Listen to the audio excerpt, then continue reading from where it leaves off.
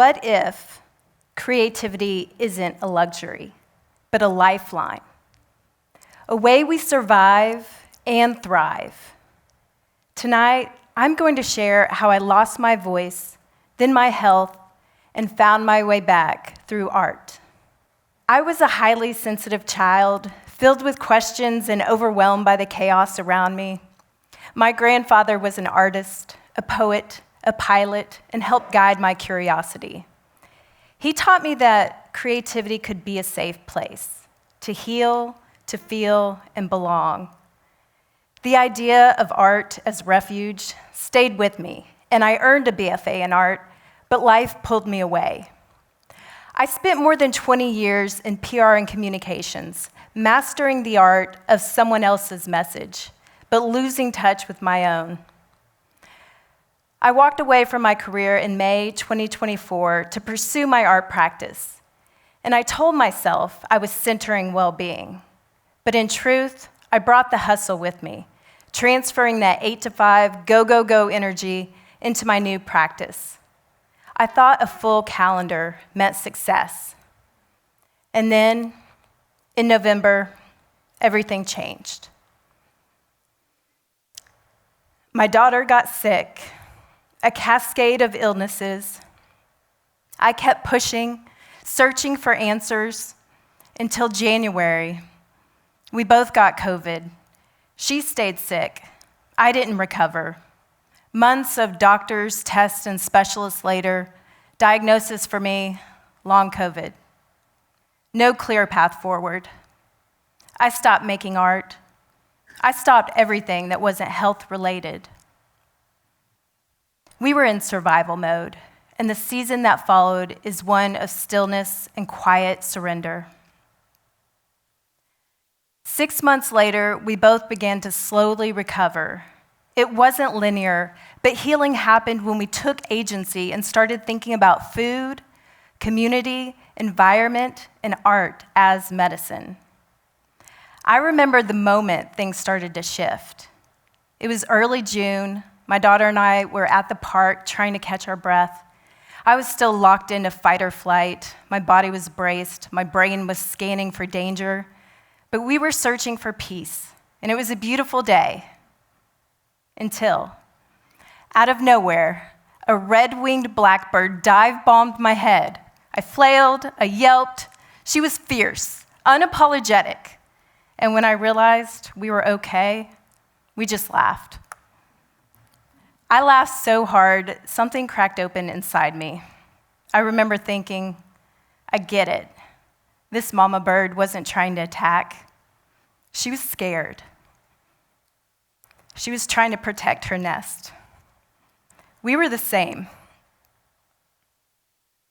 Those months of stillness, though painful, were not empty. They created a bubbling up. It turns out I had a lot to say and a lot to process. I knew I needed to get back into the studio and find my voice. I returned to a medium that feels like healing. I'm an encaustic artist, so I paint with beeswax, resin, and other natural materials that deepen my connection to my surroundings. The process is slow, layered, and sensory. There's melting and scraping and building back up again to reveal history and hope. It's transformational, and every artwork feels like a rebirth. This painting, it's called But I Came Here for Peace. Yes, it's about the day in the park with the bird, but it also represents the healing power of art and reclaiming joy after chaos. Art for me is not a grand organized epiphany. It's a series of scattered, tiny breakthrough moments that lead to understanding. Creativity helped me process our health trauma and regulate my nervous system, and research backs this up. According to the American Journal of Art Therapy, 45 minutes of creativity can lower cortisol, the hormone linked to stress. And we know that chronic stress can impair immune function, which I experienced firsthand. Even looking at art activates multiple regions of the brain, including those associated with critical thinking and memory, according to Psychology Today. And the best part is, The benefits are for everyone, not just traditional artists. Activities could be doodling, humming in nature, it doesn't matter. You don't need a studio or a canvas. Creativity lives in your kitchen, in your garden, your playlist, your journal. If you're solving problems or leading a team, you're using imagination. And parents, you're helping to shape a human being. That's the ultimate creation. So I hope we can all agree that we're all artists in some way, and creativity is essential for our well-being. But the very thing that gives us life can deplete us if we confuse production with purpose. And this is tricky, especially in creative fields, where often our purpose and our profession are blurred. Which brings me back to today. So having stopped everything during our health crisis, I was in a unique position to be really thoughtful with what and how I added back in. I didn't want to fall into old hustle habits, so I created a 3-part framework for rebuilding a creative life with intention. And this is a tool that anyone can use. Number 1, pause before you're forced to stop. This was the hardest and most important lesson I learned. Pause and go back to your why. For me, I was asking, does it center well-being? Is it healing? Is it hopeful? In an age of optimizing for efficiency, AI, and autocorrect, you cannot manufacture imagination. And art isn't a quick fix. New ideas take slow to grow. Pause and go back to your why.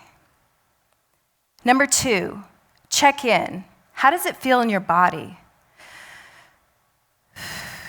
How's your breathing? It can be hard to distinguish eustress, that good kind of stress that we need to stay creative, and distress, the kind that breaks us. How many of you have experienced the flow state? Wow, nice. Okay, so you know that feeling. It's a positive psychology concept that means you're deeply immersed in an activity. And though it may seem effortless, it's actually a balance. Practitioners suggest a ratio of 70% skill and 30% challenge to maintain engagement without boredom or anxiety. So check in, are you getting that 70-30 balance? Number 3, move forward with purpose, not just momentum. This can feel really scary. We all have to make a living, but it can be sustainable if we set boundaries, realistic timeframes, and ensure we have community around us. Now, after I finish a big project, I schedule a white space day on my calendar. No goals, no rules, just unstructured play, time to reset and plan so I can move forward with intention. So I ask again, what if creativity isn't a luxury, but a lifeline? I'm living proof. Today, my daughter and I are healthy, making art, thriving. And thriving isn't just personal, it's collective. It's about all of us making space to heal, imagine, and grow together. In this new phase of reflection, I'm asking new questions. What does creativity look like after a health crisis? What voices are being left out of the healing narrative? How can I give back to the earth, to others who are walking this path? Reciprocity for me is planting, listening, learning, unlearning, searching for joy, meaning, and justice, and making and sharing art. I have a quote by my favorite poet that's guided my charge as a creative, and I'd like to close with it. Instructions for living a life. Pay attention, be astonished, tell about it. So simple, so good. Attention, awe, and storytelling mirror the way the brain learns, grows, and remembers. Creativity has the power to hold that collective memory and heal us.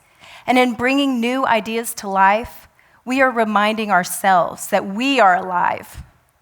So go, make something, notice something, be well. Thank you.